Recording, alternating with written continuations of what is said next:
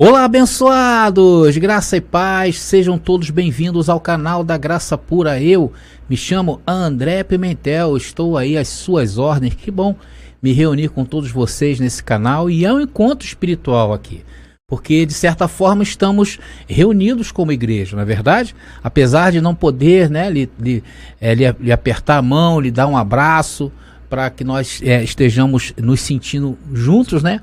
Mas nós estamos passando por esse processo. Eu creio que esse processo é um processo de descontaminação. Então, abençoados queridos, é como a graça nos ensina a ver as coisas do mundo, em dizer que tudo está bem, porque Deus está no controle das coisas.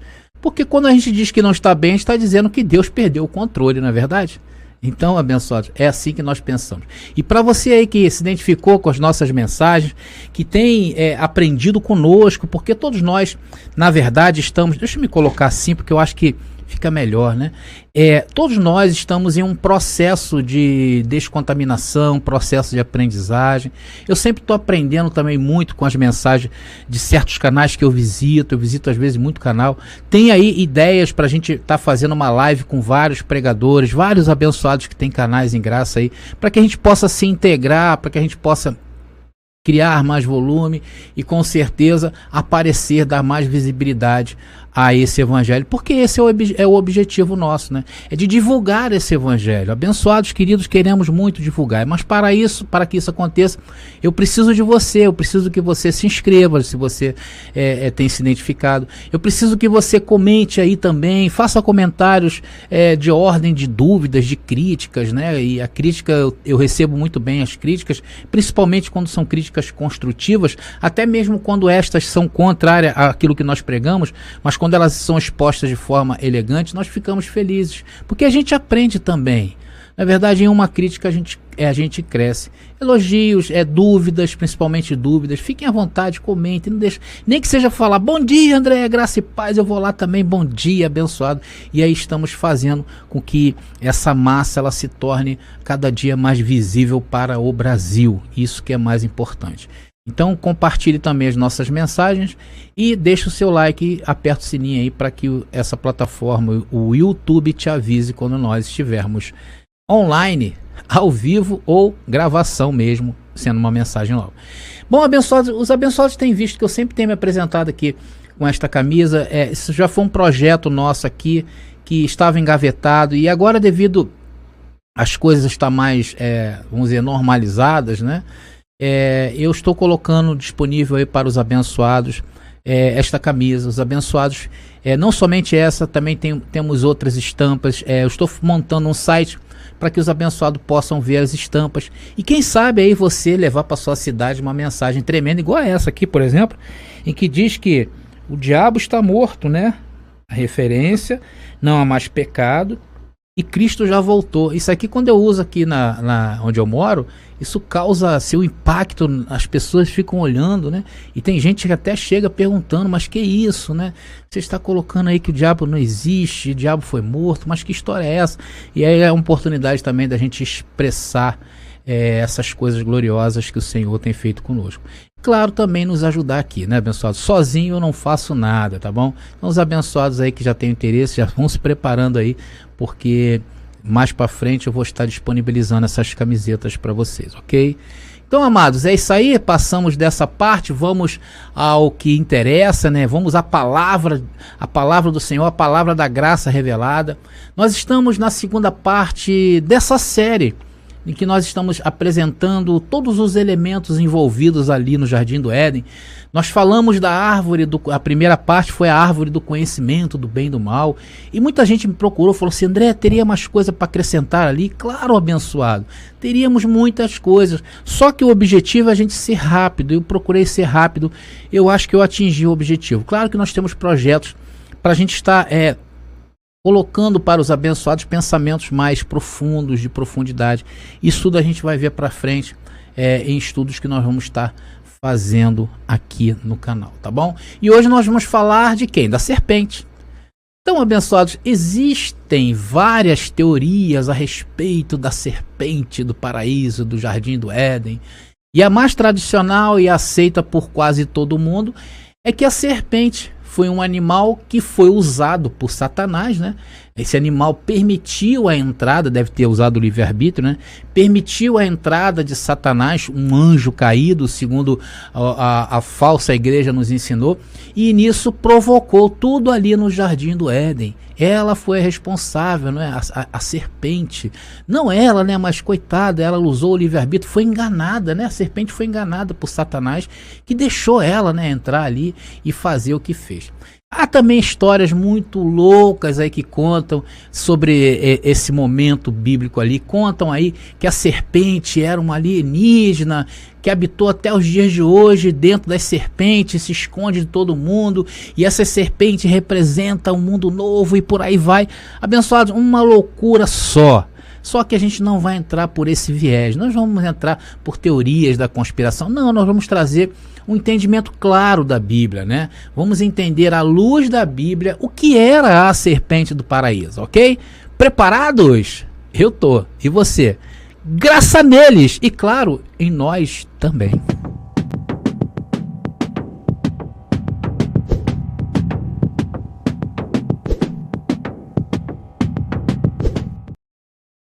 Amados e queridos irmãos, eu quero mais uma vez falar com vocês que a Bíblia traz em seus textos muitas linguagens de figura e que, se não entendermos isto, nós seremos presas fáceis dos ensinos do sistema religioso que levou à prisão aqueles que se submetem a eles.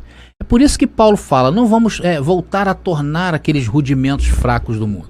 Mas tem muita gente que chega em graça e resolve voltar porque é pego, né? Às vezes não sabe do entendimento correto, e aí vem aqueles homens, os presbíteros, teólogos, os pastores, os padres, os arcebispos, e aí numa conversa aquele abençoado desiste da graça e volta para o sistema religioso.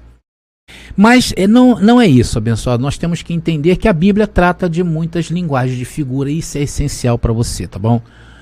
Houve em um determinado ponto da história de Israel, mais precisamente quando esse povo atravessava o deserto, né? E o povo lá que estava atravessando o deserto estava vendo que a caminhada no deserto estava infrutífera porque eles estavam andando em círculos, né? E muitos naturalmente desanimaram. E aí o que acontece? Quando o povo começou a desanimar e olhar para trás de onde tinham saído, eles começam a murmurar, começam a comparar. Poxa, Moisés, trouxe a gente aqui, e caramba, lá no Egito tinha isso, tinha aquilo, tinha lei, tinha não sei o quê. Então, abençoados, para vocês verem, deve ser por isso que para entender as coisas de Deus, você não pode ser natural. Porque aqueles homens, naturalmente, vendo que a situação estava complicada para eles, começaram o quê? A murmurar. Por isso que para se entender a graça, a gente não pode ser natural. Porque o homem natural só resmunga. Por isso que eu falei no começo, tudo está bem. Temos que entender que tudo está bem. Então o povo começa a dizer que lá no Egito eles eram felizes, né? Estavam decepcionados em estar ali naquele lugar. E olha que Deus se fazia presente com aquele povo. Vocês conhecem essa história, eu acredito que todos conhecem, né? E aí Deus, cansado de ouvir tanta murmuração, envia serpentes para picar os faladores, né? E muitos morreram no deserto de fato, picado por essa serpente. Agora eu dou uma pausa aqui e te pergunto, meu nobre irmão, essas serpentes aí do deserto eram conjecturas ou figura de linguagem ou era realmente de fato serpentes? Claro que o texto está falando que eram serpentes de verdade, porque as pessoas eram picadas e morriam. E aí Deus mandou o quê? Moisés colocar uma serpente em um lugar alto, né? E ordenou todos que olhassem para essa serpente seriam curados do veneno e não morreria. E assim fez Moisés conforme o Senhor lhe ordenou. Por isso que em graça nós estamos sempre olhando para a serpente, que nos cura das coisas naturais deste mundo. Por isso que nós não devemos viver em murmuração. Por isso que vocês foram chamados para entenderem a graça, o mistério de Deus. Então vocês não são pessoas naturais. Vocês são um assombro. Ou seja, nós somos um assombro Porque em meio a uma pandemia, nós dizemos que tudo está bem. Então, abençoado, tudo isso que eu li está escrito lá em Números capítulo 21 sobre essa questão de Moisés e as cobras, as serpentes do deserto. Algumas centenas de anos se passaram e Jesus de Nazaré aparece no cenário. E Jesus diz assim, lá em João capítulo 3, versículo 14, no livro histórico. Ele diz o seguinte: como Moisés levantou a serpente no deserto, assim deve ser levantado o Filho do Homem. Aqui Jesus, claro, estava anunciando a sua missão. Agora a pergunta que eu te faço é: Jesus estava dizendo que ele era uma serpente? Claro que não. Está entendendo, pessoal? Então são certas linguagens de figura que nós temos que entender. Jesus estava conjecturando, Jesus estava usando uma linguagem de figura e utilizou essa história para falar sobre a sua missão em relação aos judeus. Então a primeira cobra foi real, lá de Moisés? Sim ou não? Sim, foi real. E a segunda serpente que Jesus também se referiu, foi real? Claro que não. Jesus não era uma serpente. Porque se Jesus fosse uma serpente segundo o sistema religioso, né, Jesus seria Satanás, porque o símbolo da serpente para o sistema é Satanás. Logo, quem não sabe interpretar estas coisas está condenado a ficar ouvindo histórias profanas que o sistema religioso prega. Porque quando eles se referem à serpente do jardim, de fato, eles acham que a serpente era um animal. E não é. É isso que nós vamos ver. A serpente, queridos, é um animal que representa muitas coisas. Por exemplo, já viram o símbolo da medicina? Coloca aí pra gente ver, né? Vocês estão vendo aí.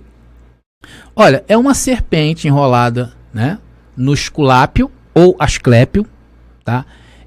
Em uma espécie de bastão.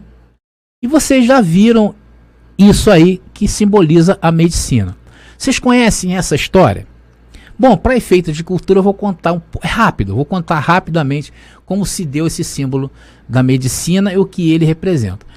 Esculápio, né? Olha o nome, Esculápio ou Asclépio, é um deus da mitologia grega. Diz a lenda que Asclépio foi arrancado do ventre de sua mãe, que estava morrendo, e foi entregue a um centauro. E que esse centauro lhe ensinou a arte da cura por plantas medicinais. E diz a lenda, né, diz na mitologia grega, que o menino foi crescendo e se tornando maior em conhecimento do que seu mestre. A lenda diz que ele até ressuscitava os mortos. E que durante uma visita a um de seus pacientes, uma serpente se enrolou em seu cajado e por lá ficou. E assim ficou conhecido o símbolo da medicina. Assim ficou estabelecido. Isso foi declarado, né, na Organização Mundial de Saúde como sendo símbolo por causa dessa história. Claro que isso é uma lenda. E isso não aconteceu, ok, abençoado? Agora, tem gente que acredita. Porém, o fato é que a serpente é um símbolo nesse sentido. A serpente também era muito querida no Antigo Egito. Era considerado como algo ligado ao poder. Por isso que Deus feriu o povo com o símbolo de poder dos egípcios, né? Eles estavam reclamando, sentindo saudade de lá. Aí, de repente, Deus, para mostrar que ele é mais poderoso, envia serpentes para picar o povo. E lá em Apocalipse também, nós vemos muitas linguagens de figura. Nós vemos muitas metáforas, parábolas, enfim, quase que 90% do livro todo de Apocalipse está baseado nessas figuras. Vamos ver Apocalipse, capítulo 20, versículo 1 e 2. Vamos aqui analisar esse texto aqui, interessante. Que diz: vi então descer do céu um anjo que tinha na mão a chave do abismo e uma grande algema. Ele apanhou o dragão, a primitiva ou antiga serpente, que é o demônio e Satanás, e o acorrentou por 1000 anos. Queridos, eu quero destacar nessa passagem 4 personagens: o dragão, a serpente, o demônio e Satanás. A versão João Ferreira de Almeida, se não me engano, ela fala em diabo, mas é mais ou menos parecido ali, tá? Esses 4 personagens. Então, textualmente, nós encontramos 4, porém, dentro do seu significado, significa uma coisa só. O que representa isso aí, abençoados? Representa a oposição, o acusador e o poder, tá? Tudo isso aí representa a oposição, o acusador e o poder. E no caso do demônio, nós temos que dizer que seria algo expressado, a maldade expressada para fora, através de um gênio, o gênio do bem ou o gênio do mal. No caso aí, gênio do mal. Então isso tudo representa o quê? A maldade, uma coisa só, o lado negativo, o mal da árvore do conhecimento, do bem e do mal. Então não existem 4 elementos físicos, há 4 metáforas, e que seu significado é um só. E nós vamos traduzir isso aí. O dragão representa o quê? O poder. Nessa época, Roma massacrava os israelitas. E de onde vinha a ordem para acabar com Israel? De Roma, mais precisamente dos seus imperadores. E a cauda desse dragão aniquilava todos que chegavam. E chegou a derrubar a terça parte dos anjos. E isso também é uma linguagem de figura, abençoado. Isso não quer dizer que aconteceu. Não quer dizer que esse anjo, né, que esse dragão, ele deu uma caudada no céu e pegou a terça parte do anjo ali, como registrado no livro de Daniel, que as pessoas falam que os anjos caíram ali, né? Tá bom, abençoado? São figuras de linguagem, tá? Nós temos que entender o seu significado, a essência. Então, o dragão representava o Império Romano e, mais precisamente, como eu falei, o imperador. E a antiga serpente, quem é essa daí? Essa mesmo que estamos tratando dela nessa mensagem. Essa é a antiga serpente. E a sua representação ali em Apocalipse mostra o lado mal do conhecimento. Porque o conhecimento do bem e o conhecimento do mal. Vocês estão pegando aí, abençoado, o raciocínio? Anotem isso aí porque é muito importante, tá bom? O diabo do texto representa a oposição, ou o demônio, né? Se for demônio, ele representa, como eu falei para você, é um gênio, é algo que pensado, expressado do lado ruim, do lado mal. O diabo, né, se for na versão tal diabo aí, representa a oposição, tá bom? E nesse caso a Jesus, pois os judeus rejeitaram Jesus até os dias de hoje.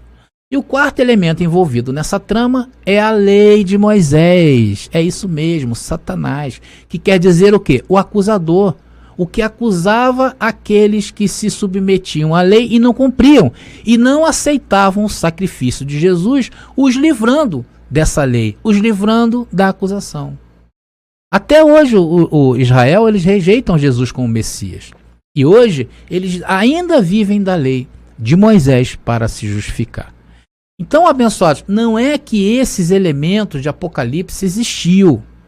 E quem não sabe disto, querido, está preso a tormento, né, ao tormento dos inocentes. Isso já se cumpriu, porque o sistema religioso pega as pessoas inocentes e ali eles jogam essas doutrinas profanas em cima de quem não pode se defender. Então, até a prisão de 1000 anos desse texto é uma metáfora, abençoado. O tempo de 1000 anos não é 1000 anos. Isso, se não me engano, aí foi 3 ou 4 anos, foi mais ou menos por aí. E isso foi antes da destruição de vez de todo esse preceito do Antigo Testamento, do Antigo Pacto, da lei de Moisés. E tudo isso é rudimento. Só que o sistema ensina que isso são espíritos, anjos caídos, demônios, e que isso vai acontecer de fato. Isso é o quê? Condenação da mente. Pensar assim é perdição eterna. Por isso que as pessoas têm tanta dificuldade de sair dessas masmorras doutrinárias que eles mesmos criaram. E isso, queridos, é uma linguagem de figuras. São metáforas, como a antiga serpente do paraíso. Nunca existiu um animal como essa serpente do paraíso. Existia sim, as serpentes, as cobras, existiam no Jardim do Éden. Só que essa daí que nós estamos tratando hoje, nunca existiu, tá bom? É o mesmo que crer que Jesus é uma serpente, quando ele disse que dele deveria ser levantado, como foi a serpente do deserto, conforme eu relatei para vocês. Então Moisés, ao escrever esse livro, o livro de Gênesis, ele tinha em mente usar algo que as pessoas, ao ler, pudessem entender, pudessem compreender. Porque as coisas, na visão de um ser humano, né, na nossa visão, as coisas espirituais, elas não fazem muito sentido. Veja que Paulo disse lá, quando ele foi levado ao terceiro céu, né, ele fala o seguinte: um homem foi levado ao terceiro céu, não sei se no corpo ou fora do corpo. Paulo não conseguiu descrever o que havia passado com ele, amados. Então, para nós entendermos ali, tem que se usar alguma linguagem, alguma coisa metafórica para trazer o entendimento. E com Moisés também não foi diferente. Ele usou uma serpente, porque a serpente é um animal que trazia em si várias simbologias, mesmo naquela época e nessa também. Jesus disse assim, olha, Mateus capítulo 10, versículo 16. Eu vos envio como ovelhas no meio de lobos. Sede, pois, prudentes como as serpentes, mas simples como as pombas. Jesus aqui usou figuras de linguagem para comunicar verdades. Jesus cita ovelha, lobo, serpente e pombo. Só que Jesus não estava falando que a serpente, que a ovelha, que o lobo como animal de fato existe. Jesus não estava se referindo a ele como animais, mas Jesus estava se referindo à essência. Por exemplo, a ovelha e lobo, Jesus destaca o quê? Os salvos e não salvos. A pomba e a serpente, a pomba significa simplicidade e a serpente a prudência. Então Jesus usou essa figura de linguagem se referindo à habilidade que a serpente tem de se locomover, espreitando o seu caminho. Foi isso que Jesus falou. Jesus não chamou ninguém de Satanás. Mas se formos considerar o pensamento cristão, teríamos que dizer que tudo está na Bíblia, realmente aconteceu como está escrito. Então Jesus chamou a todos de Satanás? Não. Vocês estão entendendo, amigos? Estão entendendo? Tem que se entender estas coisas muito bem. Então, o pouco recurso ortográfico que havia na época de Moisés fez com que ele escolhesse um símbolo e usou a serpente para se referir ao pensamento ruim do ser humano. Já Jesus usou a serpente como símbolo de prudência para algo que é bom. Então, quando usado para as coisas boas, a serpente pode ser usada. E também para o lado mal, a serpente foi usada na Bíblia. Então, abençoados, só que a prudência do bem é boa, a prudência do mal é passageira, e essa é aniquilada. E não entender isto, ou não querer entender isto, é o maior erro do sistema religioso. Até mesmo, amigo, se você aí caiu nesse canal de paraquedas, isso é um erro pensar que foi desta maneira que aconteceu. Ok? Bom, abençoado, tem um trecho bastante interessante que eu vou ler com vocês em 2 Coríntios capítulo 11, versículo 3, que diz o seguinte, olha: mas temo que, como a serpente enganou Eva com a sua astúcia, assim se corrompam os vossos pensamentos e se apartem da sinceridade para com Cristo. Aqui, Paulo, por exemplo, usou a serpente do Éden para dar entendimento ao povo de Corinto, para não se apartar da simplicidade que é em Cristo. E ele cita que Eva foi enganada pela serpente com a sua astúcia. Você já ouviu alguma serpente enganar alguém com astúcia, abençoado? Eu não vi até hoje. Só ali no Éden. Por quê? Porque aquilo ali era uma linguagem de figura. Então a essência que Paulo está trazendo aí é essa. Então a mesma serpente que Jesus usou para atribuir a uma coisa boa, que é a prudência, já Paulo, dentro da mesma Bíblia, usa negativamente, dizendo que a serpente é astuciosa.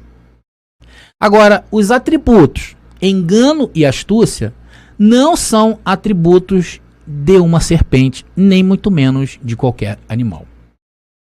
Isso são atributos humanos.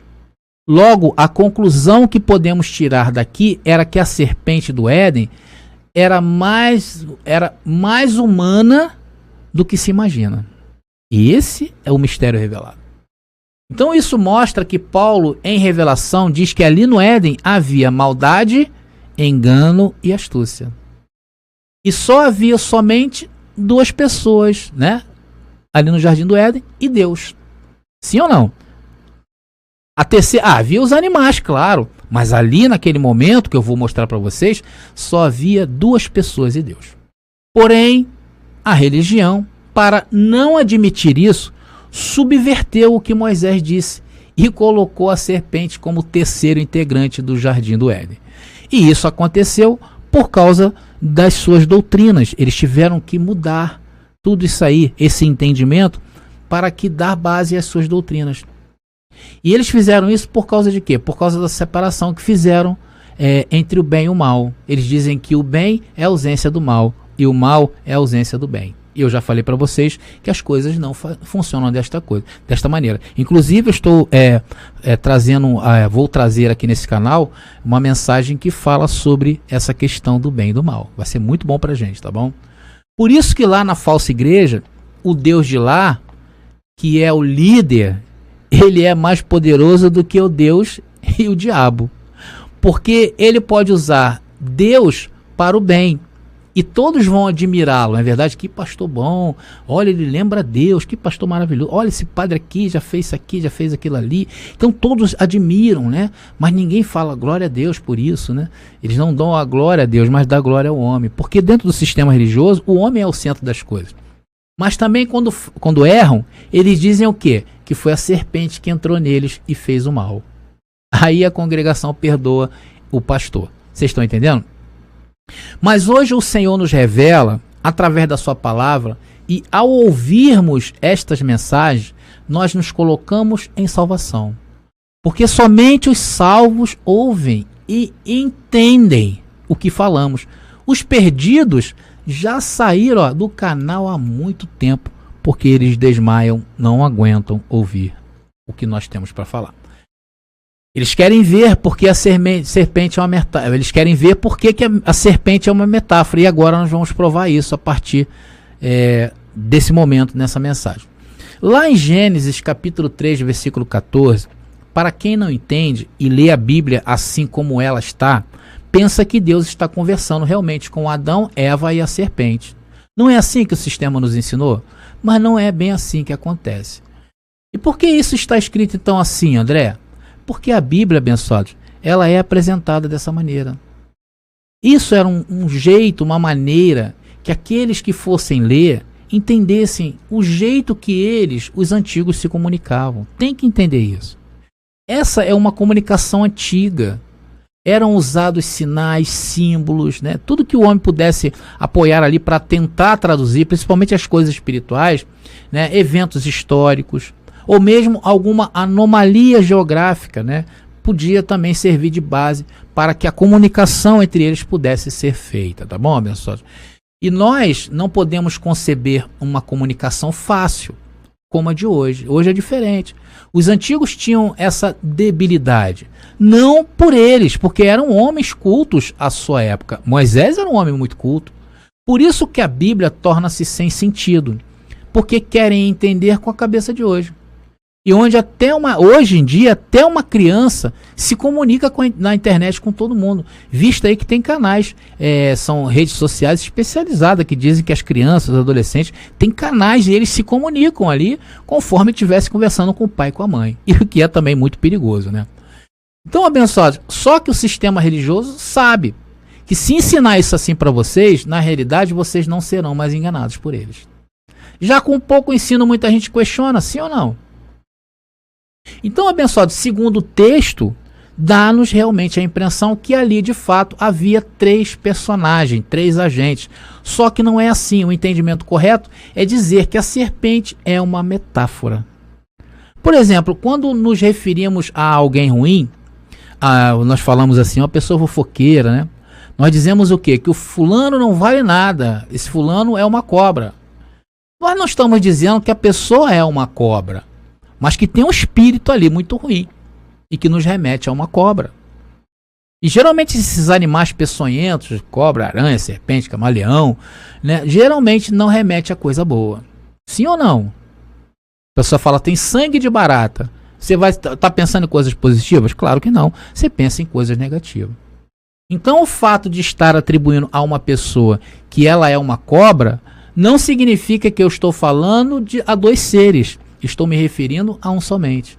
E foi isso que aconteceu. Agora vamos chega de papo e vamos ao texto de Gênesis 3,14 para a gente desvendar esse mistério de vez. Está escrito lá. Então o Senhor Deus disse à serpente. Olha, abençoados, preste atenção o que Deus disse a um animal. Aí Deus começa. Por que fizeste isso?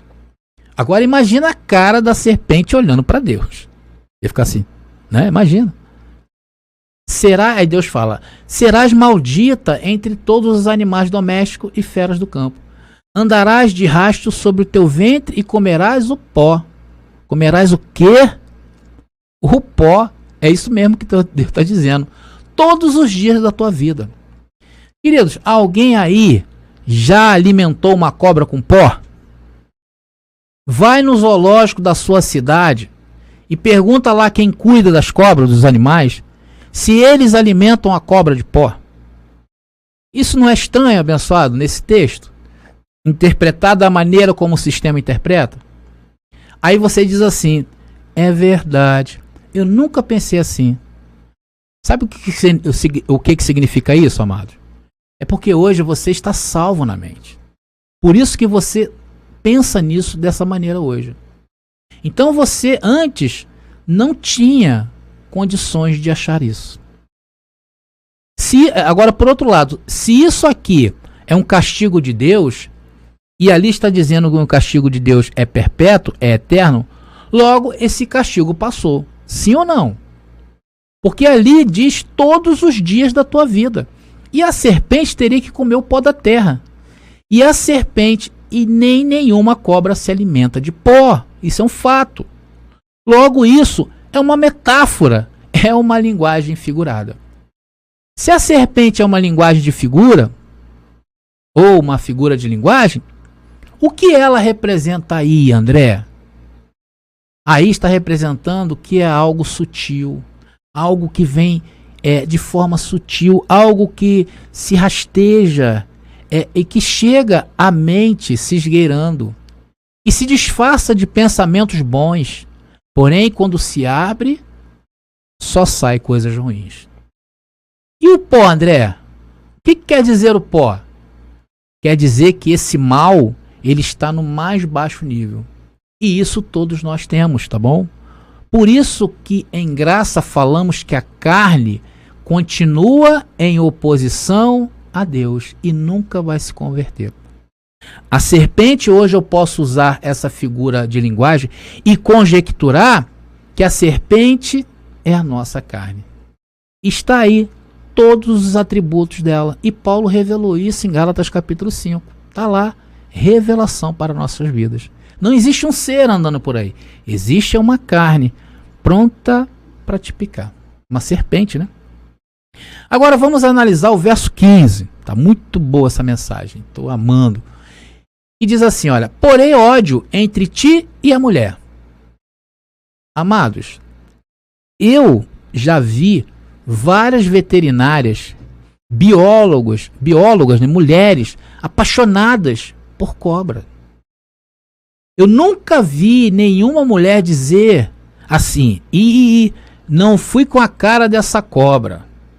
Ou mesmo uma mulher querendo matar uma cobra simplesmente por causa dessa inimizade. Vocês já viram isso acontecer? Eu nunca vi. Mas vamos continuar. Porém, ódio entre ti e a mulher, entre a tua descendência. A pergunta que se faz a esse texto a todos é: cobra tem descendente?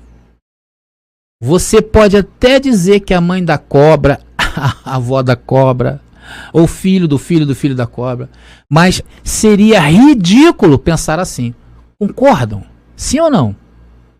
Vamos continuar o texto. Entre a tua descendência e a dela, esta te ferirá a cabeça e tu lhe ferirás o calcanhar. Aqui está dizendo que o descendente da serpente iria ferir o calcanhar do filho da mulher, e o filho da mulher feriria a cabeça do descendente da serpente.